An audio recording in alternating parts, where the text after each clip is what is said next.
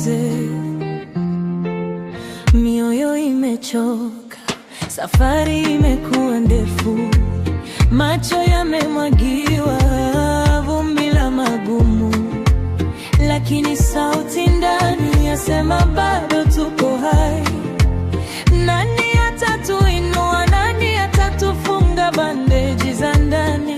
Tazama mbali kidogo, mwanga juu ya mlima unaangaza, wokovu utokae Sayuni.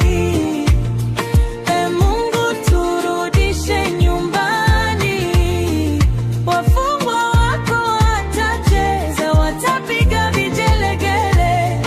Yakobo ataimba, Israeli atacheka tena.